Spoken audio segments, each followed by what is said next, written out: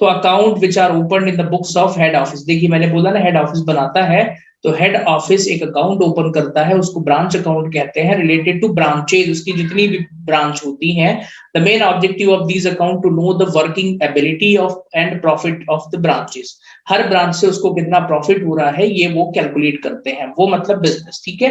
अब ऑब्जेक्ट्स क्या होते हैं, इसके बनाने के उद्देश्य क्या है, तो भाई हर ब्रांच का कितना प्रॉफिट आ रहा है, किस ब्रांच को बंद कर देना चाहिए, किसको कंटिन्यू रखो, ये सब डेटा है वो फाइनेंशियल स्टेटमेंट देख करके करते हैं। अच्छा, एक थ्योरी और आती है एग्जाम में, टाइप्स ऑफ ब्रांचेस, बहुत इंपॉर्टेंट है, ध्यान से पढ़िएगा। तो एक होती है branches receiving goods from head office at cost price and making cash sales only. एक ब्रांच होगी जो हेड ऑफिस से गुड्स रिसीव करेगी कॉस्ट प्राइस पर और वो कैश सेल्स करेगी, मतलब वो उधार नहीं बेचेगी, ठीक है। एक ब्रांच होती है जो गुड्स लेती है हेड ऑफिस से कॉस्ट प्राइस पर, लेकिन वो कैश और क्रेडिट दोनों में बेचती है। एक ब्रांच होती है जो सेलिंग प्राइस पर गुड्स लेती है और इनवाइस प्राइस पर बेचती है, मतलब उसमें इनवाइस प्राइस पर लेती है और कैश और क्रेडिट बेचती है। आप कहेंगे सर ये सेलिंग प्राइस और कॉस्ट प्राइस में क्या फर्क है? भाई 100 रुपए का गुड्स था, इसने अपना मतलब कि बेच दिया कैश में, इस प्रॉफिट वगैरह इसी में पहले ही जुड़ा होगा, लेकिन ये वाली ब्रांच ना 110 पर ले रही है, सेल प्राइस पर ले रही है और बेच रही है, कैश और क्रेडिट दोनों ही। तो ये डिपेंडेंट ब्रांच हो गई, क्या हो गई? डिपेंडेंट ब्रांच, मतलब ये जो दोनों केसेस हमने देखे ये उदाहरण थे डिपेंडेंट ब्रांच के। अब हम पढ़ेंगे दूसरा जो कैटेगरी है वो है इंडिपेंडेंट ब्रांच, स्वतंत्र, ठीक है, इंडिपेंडेंस। तो इसमें क्या है, these branch receive goods from the head office and may manufacturer, मतलब हेड ऑफिस या मैन्युफैक्चरर से लेंगे या उनसे गुड्स परचेज या मार्केट से भी ले सकते हैं, वो अपने हिसाब से बेचेंगे, ठीक है। एक होती है फॉरेन ब्रांच, मतलब अगर इंडिया में हेड ऑफिस है, किसी दूसरी कंट्री में अगर उसने ऑपरेट करना शुरू कर दिया तो उसको हम फॉरेन ब्रांच कहते हैं, ठीक है। अब आपको इतना डिटेल नहीं पढ़ना है क्योंकि बीकॉम लेवल में, हालांकि ये एंट्रीज आपको या आप लोगों को याद करनी पड़ेगी as a 12th class student, ये आपके लिए कल का होमवर्क है, ध्यान से सुनिएगा। देखिए क्योंकि आपको थोड़ा अच्छे से पढ़ना पड़ेगा, है ना, तो accounting records in the head office, तो हेड ऑफिस में हम सबसे पहले जनरल एंट्री सीखेंगे, ठीक है। हेड ऑफिस में कौन कौन सी एंट्रीज होती हैं, तो ये सारी एंट्री कॉपी में नोट करके आप लोगों का होमवर्क है इसको याद करना। ब्रांच पढ़ने में हमें पूरा 1 हफ्ता लग सकता है या 1 हफ्ता से ज्यादा भी लग सकता है, देखेंगे। तो इसके ब्रांच पहली supply of goods, head office जो है वो ब्रांच को जब गुड्स भेजता है तो क्या एंट्री करेगा, branch account debit to goods supplied to branch account, ये एंट्रीज याद करना है आपको, ठीक है। क्या एंट्री करेगा वो, branch account debit to goods supplied to branch account, clear हो गया। हेड ऑफिस जब ब्रांच को गुड्स भेजेगा तो कौन सी जनरल एंट्री करता है, branch account debit to goods supplied to branch account, clear. फिर if the goods supplied are return by the branch, हमने कुछ गुड्स भेजा, कुछ गुड्स रिटर्न कर दिए उसने, तो एंट्री क्या करेंगे, इस वाली एंट्री का ही return, reverse, goods supplied to branch account debit to branch. तो ये याद करिए, तो दूसरी याद करने की जरूरत नहीं है, अपने आप बन जाएगी, बस दिमाग में रखना है। तीसरी, in order to close good supplied, अब ये गुड सप्लाइड का बैलेंस कहां जाएगा ये भी लर्न नहीं करना, ये रेगुलर एंट्री नहीं है, तो इसका बैलेंस ना ट्रेडिंग अकाउंट, परचेज अकाउंट या ट्रेडिंग अकाउंट में चला जाता है। अब ये वाली एंट्री इंपॉर्टेंट है, ठीक है। यहां पर क्या होगा, for sending of cash to branch, किसने कैश कौन भेजेगा, फिर sending of cash to branch, मतलब कई बार हेड ऑफिस पैसे भी देता है, भैया ब्रांच वाले ये लो सैलरी दे दो अपने कर्मचारियों की या ऐसा कर दो, एंट्री क्या होगी, branch account debit to cash, मतलब ब्रांच हमारे लिए एक तरीके से एक्सपेंडिचर है, उसको डेबिट कर दिया, पैसा हमारे पास से गया तो क्रेडिट कर दिया, फिर जब ब्रांच से हमको पैसा मिलता है हेड ऑफिस को तो cash account debit to branch कर देते हैं, ठीक है। और देखिए record of closing balances, closing balances मतलब एसेट्स के हमारे पास जो ही ये पीडीएफ फाइल आपको मिल जाएगी, डोंट वरी अबाउट दैट, इसको मैं ऐप में अपलोड कर दूंगा या व्हाट्सएप पे ही सेंड कर दूंगा, ठीक है। अब एसेट्स के क्लोजिंग बैलेंसेस देखिए जरा, for closing balances of asset and goods which remain unsold, मतलब देखिए हेड ऑफिस ने कुछ गुड्स भेजा ब्रांच को, पूरा गुड्स साल भर में वो नहीं बेच पाया, उसके पास कुछ स्टॉक बच गया, तो ऐसे ही एसेट भी भेजता है, वो एसेट भी उसके पास बची रहती है, तो उसके क्लोजिंग बैलेंसेस की एंट्री है। Asset account debit, stock account debit to branch. और अगर कोई लाइबिलिटीज है उसके पास तो एंट्री होगी branch account debit to branch creditor, branch outstanding expenses. Clear है? तो ये जो जर्नल एंट्रीज हैं वैसे तो बहुत सारी दी हैं, तो इनमें से कुछ एंट्रीज हम जब रेगुलर क्वेश्चंस करेंगे तो आपको याद आ जाएगा। अब ब्रांच अकाउंटिंग, ब्रांच अकाउंट्स का ये एक फॉर्मेट दिया हुआ है, इसको आप लोग कॉपी में नोट कर लीजिए। आप कहेंगे कि सर ये फॉर्मेट तो अच्छे से दिख नहीं रहा है, तो डोंट वरी, मैं अभी पढ़ाऊंगा और आज ही अभी हम न्यूमेरिकल इलस्ट्रेशंस करना सॉल्व कर देंगे। ठीक है? तो आपके लिए फर्स्ट होमवर्क क्या था? The first homework is of you that आपको क्या करना है, पहले सबसे पहले आपको इस ब्रांच अकाउंट्स का क्या कर देना है, फॉर्मेट कॉपी में लिखना है, या अभी स्क्रीनशॉट लीजिए, मैं समझाता हूं इसको एक बार। ठीक है? तो देखें सभी स्टूडेंट, डॉक्टर एस एम शुक्ल की बुक है, बहुत अच्छी किताब है ये, पूरे हिंदुस्तान में इसको लोग पढ़ते हैं, तो आप लोग भी चाहें तो परचेस कर सकते हैं। अच्छा, स्टार्टिंग हम डेबिट से ही करेंगे। To balance brought down. अभी बैलेंस किसका होगा भाई? तो ओपनिंग स्टॉक का बैलेंस हो सकता है, या फिर ओपनिंग पेटी कैश का बैलेंस हो सकता है, या फिर कोई एसेट्स का बैलेंस हो सकता है। तो देखिए, आपको हो सकता है पिछले साल के उसके एसेट और पेटी कैश के बैलेंसेस दिए हों, स्टॉक के दिए हों, तो वो हम यहाँ डेबिट साइड में लिख देंगे। शिवांकर आपकी बुक में है ये फॉर्मेट? बिल्कुल होगा, सारी बुकों में होता है, डोंट वरी। फिर पहली एंट्री ये, मतलब अगर कोई भी बैलेंस हो तो सबसे पहले हम लिखेंगे टू बैलेंस ब्रॉट डाउन। ठीक है? तो सबसे पहले आपको टू बैलेंस ब्रॉट डाउन लिखना है, उसके बाद to good supply to branch account लिखना है, तीसरे नंबर पे टू कैश अकाउंट एक्सपेंसेस। कौन बताएगा? डेबिट साइड में सबसे पहले हम लिखते हैं टू बैलेंस ब्रॉट डाउन। अब ये बैलेंसेस किसके किसके हो सकते हैं भाई? एसेट्स का हो सकता है कोई भी बैलेंस, स्टॉक का हो सकता है, या पेटी कैश बुक। अच्छा, एग्जाम में आता भी है ब्रांच अकाउंट का पेटी कैश बुक, मतलब एसेट ही होता है, पहला ये था। ठीक है? फिर to good supply to branch, क्या लिखेंगे? To goods supplied to branch. तीसरे नंबर पे क्या लिखेंगे? To cash account. आप कहेंगे सर ये कैश अकाउंट क्या है? भाई एक्सपेंसेस जो हम पे करते हैं ना, वो है। फिर टू बैलेंस कैरिड डाउन। अब आप कहेंगे सर ये बैलेंस कैरिड डाउन में क्या आएगा? यहां पर ना लाइबिलिटीज का क्लोजिंग बैलेंस आता है। ठीक है? लाइबिलिटीज का क्लोजिंग बैलेंस अगर कोई क्वेश्चन में हो तो वो आता है। अब जरा इसका डेबिट सॉरी, क्रेडिट साइड का सबसे पहले क्या लिखते हैं भाई? To balance brought down. इस बैलेंस ब्रॉट डाउन में क्या लिखेंगे? आप कहेंगे सर पेन थोड़ा और अच्छा लीजिए, ये लो। टू बैलेंस ब्रॉट डाउन में क्या लिखेंगे? तो यहां पर एसेट्स का बैलेंस हो सकता है, और किसका हो सकता है? पेटी कैश बुक का हो सकता है, स्टॉक का हो सकता है। तीनों के बैलेंसेस को लिख लिया हमने। ठीक है ना? उसके बाद क्या लिखेंगे? उसके बाद आ जाएगा to good supply to branch. To goods supplied to branch accounts. उसके बाद क्या आ जाएगा यहाँ पे? To cash account. दोनों चीजें हो गई ना भाई। देखिए, पुराना एसेट का बैलेंस लिखा, गुड्स दिया, कैश दिया, ब्रैकेट में एक्सपेंसेस लिख लीजिए। फिर लाइबिलिटीज का अगर कोई क्लोजिंग बैलेंस लिखा हुआ है तो उसको किस नाम से लिखेंगे? To balance brought down, bracket के अंदर लाइबिलिटीज लिख लीजिए। और अगर आखिरी में प्रॉफिट आ गया ना, तो to profit and loss account. ठीक है? नाउ अब आप कहेंगे सर क्रेडिट वाला हम सब भूल चुके हैं, क्या क्या आएगा? तो मैं यहीं से याद दिलाता हूं, सुनिए।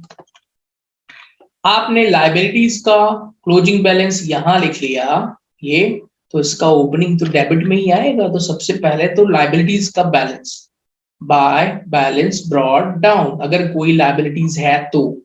अगर जनरली हर क्वेश्चन में नहीं होती है, फिर आप सेल करिए। चलिए आगे, बाय कैश, जो भी कैश सेल करा आपने। गुड्स कोई लौटाया हो तो by goods supplied to branch account. ठीक है? फिर भाई अब क्या करना है?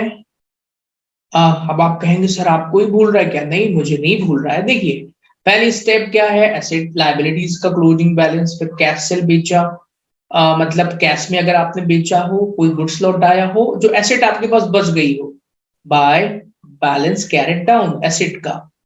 अब एसेट को 3 एसेट है, नाम याद करने पड़ेंगे, यही कौन कौन से? कोई भी एसेट्स हो सकती है, पेटी, कैश बुक या स्टॉक, तीनों के बैलेंसेस यहां लिख लीजिए। ओके। और अगर कोई लॉस आया हो तो यहां बाय पीएनएल लॉस।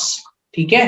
अब ध्यान से सुनिए सारे स्टूडेंट, आवाज थोड़ा डिस्टर्ब हो सकती है, तो एक चीज आप लोग ध्यान से समझिएगा। मैं पूरे चैप्टर की कहानी बता देता हूं। अगर आपको सीरियसली ब्रांच अकाउंटिंग सीखना है तो इसकी कुछ स्टेप्स होती हैं। स्टेप नंबर 1 कि भाई आपको सबसे पहले अकाउंट का फॉर्मेट आना चाहिए। ठीक है, तो अकाउंट बनाने का फॉर्मेट मैंने बता दिया। अब इसमें एक चीज और है, ये जो एसेट्स का क्लोजिंग बैलेंस वाला कॉलम है या फिर यहां पर ओपनिंग बैलेंस वाला कॉलम है, तो यहां इस ब्रांच अकाउंटिंग को ये लोग बनाएंगे कठिन। क्या बना देंगे? थोड़ा कठिन बना देंगे। लेकिन मैं अब आपको एक बात बताता हूं, लेकिन ये कठिन नहीं है। क्यों नहीं है? क्यों कठिन क्यों नहीं है? अगर आपने कक्षा 11वीं पढ़ी हो ढंग से, तो उसमें आपने आखिरी का एक चैप्टर होता है, that is single entry system. अब आप कहेंगे सर वो तो हमने छोड़ दिया था, नहीं पढ़ा था। कोई दिक्कत नहीं है, पढ़ाऊंगा मैं। आखिरी के चैप्टर में आपने एक अकाउंट बनाना सीखा था, डेटर्स अकाउंट। ठीक है, तो हमें अब दूसरी चीज ना, इसमें एक डेटर्स अकाउंट बनाना भी सीखना पड़ेगा। डेटर्स अकाउंट प्रमुखतः 4 कारणों से बनाते हैं। वो 4 कारण भी मैं आपको बताऊंगा, कौन कौन से 4 कारण हैं क्यों डेटर्स अकाउंट बनाया जाता है, लेकिन वो सब बाद में। पहले तो हमें सिंपल ब्रांच सीखना है भाई, ब्रांच अकाउंट। क्लियर है? अब मैं आप लोगों को टाइम दे रहा हूं, अगर कोई डाउट है। अगर डाउट नहीं है तो हम प्रश्न शुरू करेंगे। This is the first question, very basic question, और बहुत स्मार्ट सा प्रश्न है ये। तो चलिए पढ़ते हैं। टॉपिक हेडिंग है branch receiving goods from head office at cost price and making cash sales. Simple सा क्वेश्चन है ये, एबीसीडी है ये। क्या है? ए बी सी डी, मतलब इतने आसान लेवल का है। क्या आपके पेपर में ऐसा प्रश्न आएगा? गुड सप्लाइड दोनों साइड आता है। शिवांकर सुनिए, गुड सप्लाइड दोनों साइड आता है, तो डेबिट में जो होता है वो एक्चुअल गुड सप्लाइड है, और जो क्रेडिट में आता है वो गुड्स रिटर्न है। ठीक है, तो वो गुड सप्लाइड के नाम से ही किया जाता है जनरल एंट्री, इसलिए उसको गुड सप्लाइड ही लिखते हैं। ओके, तो मतलब ओवरऑल चैप्टर देखिए बड़ा आसान है, मैं सही बता रहा हूँ। जिसको मतलब आप बीकॉम पढ़ने जा रहे हैं तो इतनी इजी चीजों का एक्सपेक्टेशन भी नहीं करिए आप। अगर अकाउंटिंग सीखना है भाई, फाइनेंशियल अकाउंटिंग है ये, तो थोड़ी बहुत नई चीजें यहाँ से आना स्टार्ट होंगी, और नई चीजें सीखिए, अपने दिमाग को ओपन रखिए। नाउ सबसे पहले तो हमें क्वेश्चन रीड करना है। ठीक है, तो क्वेश्चन रीड करना भी एक कला है। ध्यान से सुनिएगा, मैं आपको यहाँ पे बहुत सारी चीजें सिखा रहा हूँ। इतना बड़ा क्वेश्चन तो ये एबीसीडी है, मैंने बोला ना अभी। अभी आपको 2-2 पेज के क्वेश्चन आगे मिलेंगे बीकॉम लेवल पे ही। ठीक है, तो बड़े बड़े क्वेश्चन। अब आप कहेंगे सर 12वीं में तो इतना ही बड़ा सबसे आखिरी वाला क्वेश्चन हुआ करता था, यहाँ तो शुरुआत का सबसे टफ इजी वाला है। हाँ, दोनों के लेवल में फर्क होता है। ठीक है, तो बड़े क्वेश्चंस को बहुत इत्मीनान के साथ पढ़ना है। स्टार्ट करते हैं। मैसेज भी आ गया है कि 10 मिनट की क्लास और बची, कोई दिक्कत नहीं, हम एक ही प्रश्न पढ़ेंगे पर अच्छे से पढ़ेंगे। तो Shahay and company of Bikaner has their branch, ठीक है, एट कानपुर। तो भाई ये कंपनी है, जो भी नाम है इनका, बीकानेर की है, इनकी ब्रांच है कानपुर में, जो कि गुड्स बेचते हैं कैश ऑनली। ठीक है, ये इंफॉर्मेशन थी पहली वाली। फिर following are the transactions between the head office and branch, ये जो दिए हैं these are the transactions for the year ended 31 March. अब ट्रांजेक्शन में क्या क्या चीजें दी हैं सबको ध्यान से पढ़िए। अच्छा एक चीज और, हम जब इनको पढ़ेंगे ना तभी हमको पता होना चाहिए कहाँ लिखा जाएगा। भाई ये दिया ओपनिंग स्टॉक, अब आपको पता है ओपनिंग स्टॉक डेबिट में आएगा। फिर गुड्स सप्लाइड टू ब्रांच दे दिया, 50,000 डेबिट में लिखेंगे। Goods send to branch for rent and other expenses, sorry goods नहीं कैश। तो ये आपको पता है कि सर ये जो डेबिट में टू कैश करके लिख देंगे, बहुत आसान है। फिर cash receive from branch, debit में लिखेंगे ब्रांच से पैसा मिला ना हमको, ब्रांच ने दिया मतलब हमारे लिए पैसा आ रहा है, डेबिट में आएगा। फिर क्लोजिंग, क्लोजिंग स्टॉक आपको पता है ना कहाँ लिखते हैं, क्लोजिंग स्टॉक मतलब एसेट का क्लोजिंग बैलेंस है, ठीक है। बैलेंस बीडी में जूही डेबिट साइड में एसेट का ओपनिंग बैलेंस लिखते हैं और क्रेडिट साइड में लायबिलिटीज का ओपनिंग बैलेंस लिखते हैं, ठीक है। ये भी, ये एसेट का ओपनिंग बैलेंस है ना, तो ये टू बैलेंस बीडी में आएगा स्टॉक, और ये हमें स्टॉक का क्लोजिंग बैलेंस दिया है तो ये टू बैलेंस सीडी में आएगा, ठीक है। क्लोजिंग ये दो कहां जाएंगे, टू बैलेंस सीडी में।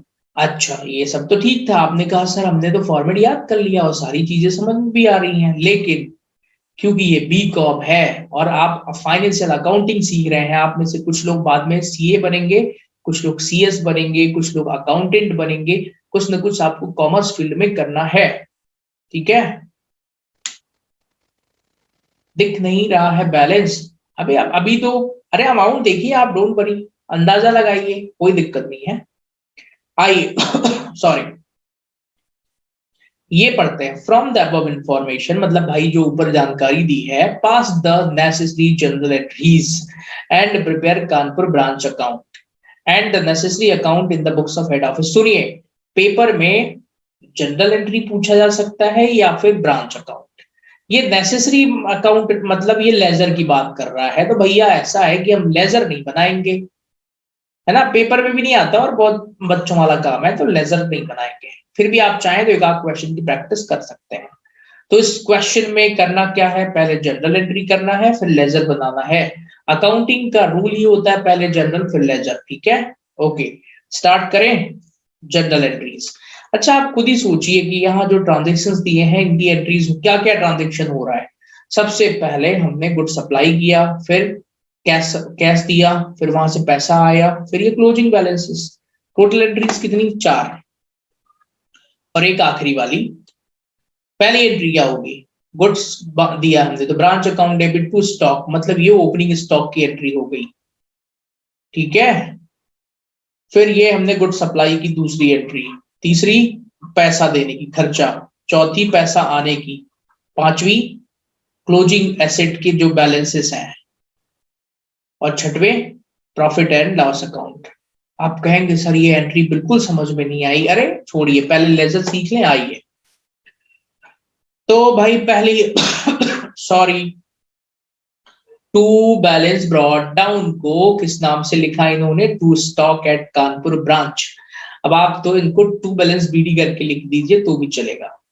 पहले स्टॉक ओपनिंग 20,000 रुपए, फिर दूसरा गुड्स हमने सप्लाई कर दिया 50,000 रुपए का, कैश पेमेंट कर दिया 300 रुपए।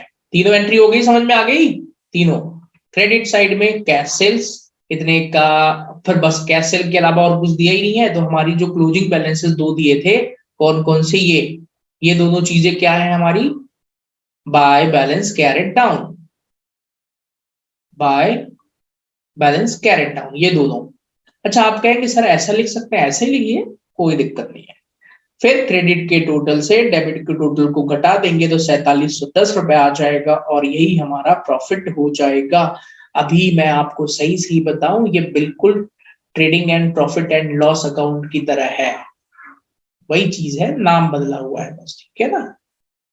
ओके नाउ देखिए, जनरल एंट्री लिखना पड़ेगा, अगर आपको सीखना है तो लिखना पड़ेगा, बिना लिखे कुछ नहीं होगा। हाँ ये चीज और बताता हूं मैं भाई, ये सब ना नहीं बनाना है, पेपर में नहीं आएगा, नेसेसरी लेजर, ठीक है। पेपर में सिर्फ ब्रांच अकाउंट सीखना है, नहीं तो आप पूरा यही पढ़ते रह जाएंगे साल भर, बड़ा कोर्स है, अंडरस्टैंड। तो लिसन केयरफुली, इस क्लास का समय अब सिर्फ 3 मिनट का बचा है, तो अभी हम इतना ही पढ़ते हैं। आप लोगों के लिए दूसरा क्वेश्चन होमवर्क नहीं है, अब आप लोगों को मैं एक क्वेश्चन होमवर्क में दे रहा हूं, मुझे मालूम है ना कौन सा देना है, मैं तो इस बुक से बड़े अच्छे तरीके से परिचित। और सुनिए, फालतू के क्वेश्चंस नहीं करने हैं, जितने मैं कराऊं ना उतने ही करिएगा, नहीं तो आप पूरा पढ़, मुझे मालूम है पेपर में क्या आना है, ठीक है। पता चला आप कहेंगे सर हमें तो पीएचडी करना है ब्रांच अकाउंटिंग में, यही पढ़ेंगे, तो आप सब भूल जाएंगे, फिर कुछ नहीं आएगा आपको। होमवर्क लिखिए, आप कोई बहाना नहीं मार सकते आप